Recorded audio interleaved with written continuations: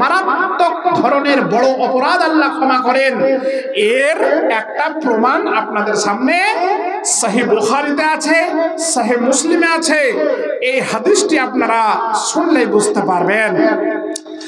বনি ইসরাইলের জামানাতে একটা খুনি লোক ছিল, সে আমাদের এখন বলছে মাস্তান।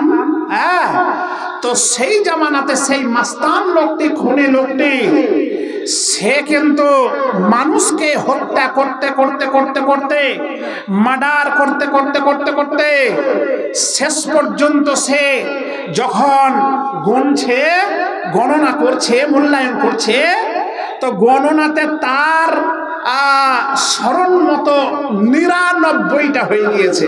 কটা কটা বললাম? ৯৯, মানে প্রায় ১০০ ছুঁই ছুঁই, একটা কম ১০০। আল্লাহু আকবার।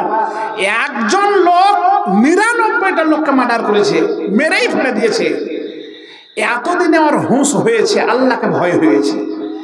আল্লাহু আকবার। জওয়ানি যখন ছিল তখন কাউকে পরোয়া করেনি, খালি মেরেই গেছে। এর ভয়ে কেউ কিছু বলতে পারে না, তবুও মেরে দেয়। হ্যাঁ, তো ৯৯টা মানুষ মার্ডার করার পর মনে মনে ভাবছে যে আমাকে তো মরে যেতে হবে, তো এবার আল্লাহ জিজ্ঞাসা করলে আমি কি বলবো?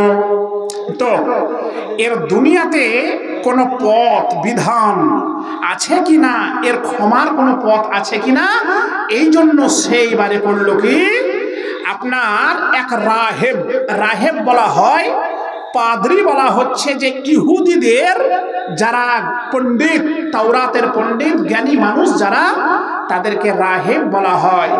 তো ওই তখনকার যারা ধর্মের জ্ঞানী, এই জ্ঞানীর কাছে, রাহেবের কাছে সে গেল।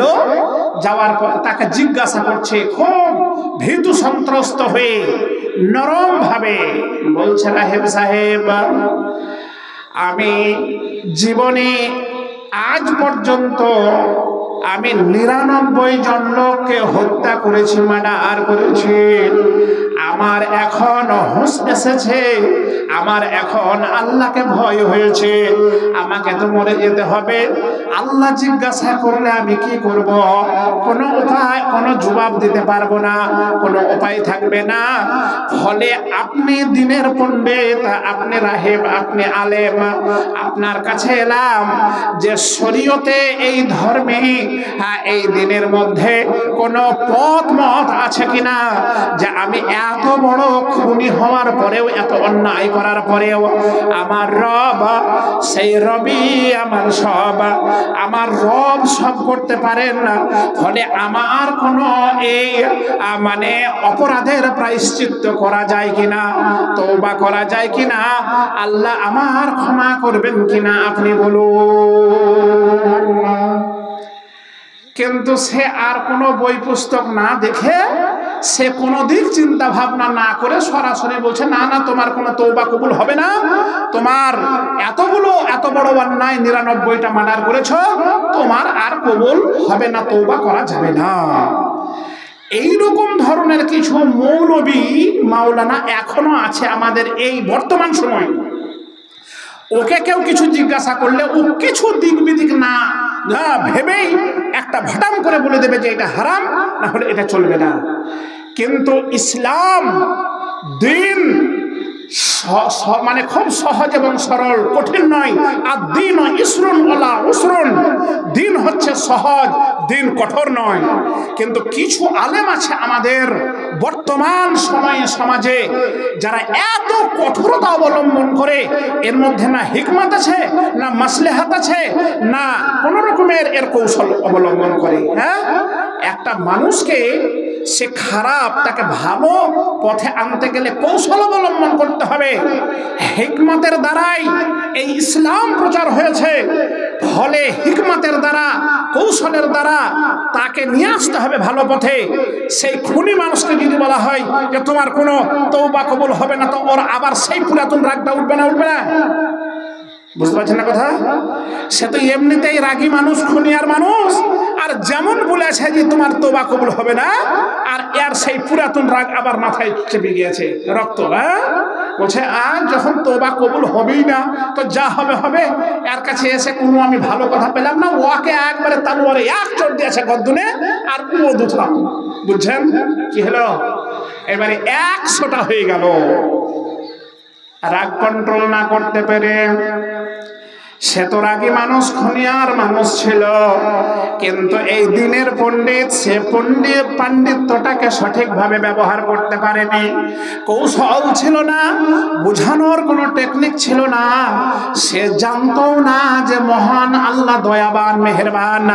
আল্লাহর কাছে যত বড়ই গুনাহ হোক, খালি যদি সে শিরিক না করে আল্লাহর সাথে কাউকে, তাহলে আল্লাহ পাক রব্বুল আলামিন তাকে যে ক্ষমা করে দেবেন সেটা তার জানা ছিল না। আর না জেনে ফতোয়া দিলে পরিণাম ফল এরকমই হবে। এইদিনকার কিছু আলেম আসামে গিয়েছিল, ফতোয়া দিয়েছিল, ওদেরকে কাটছিল, রাতে পালিয়েছিল, গাড়ি করে ওদেরকে ট্রেন ধরিয়ে দেয়। তো জানা আলাদা জিনিস, হিকমত আলাদা জিনিস।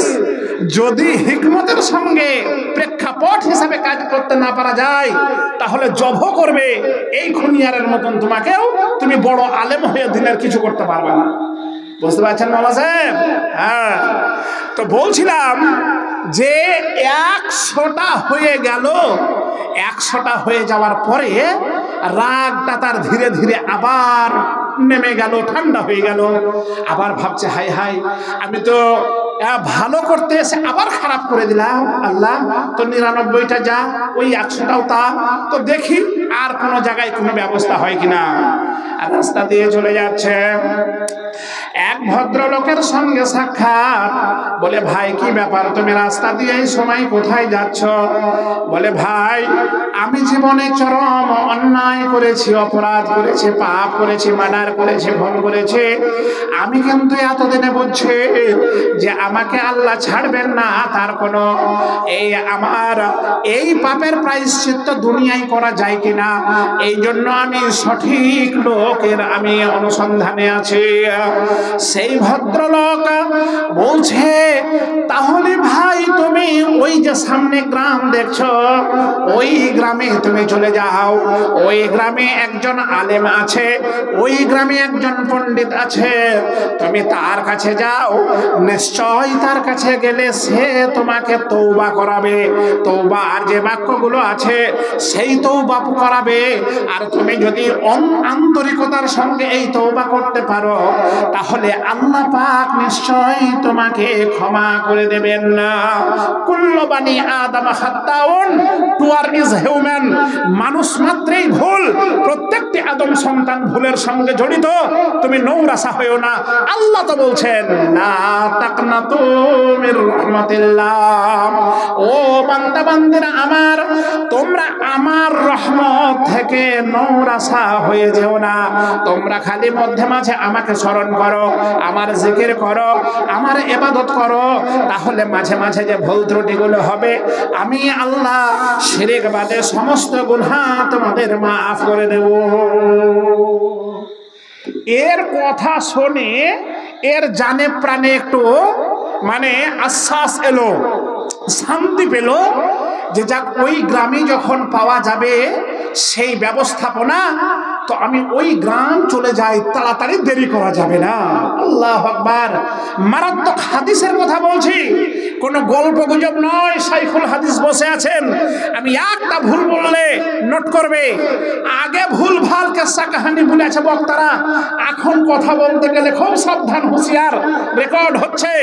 এখানে শাইখুল হাদিস বসে আছে, এইগুলো আবার সারা আপনার এতে দেশে চলে যাবে, সব খালি কমেন্ট করার লেগে ভুল ধরার জন্য বসে আছে।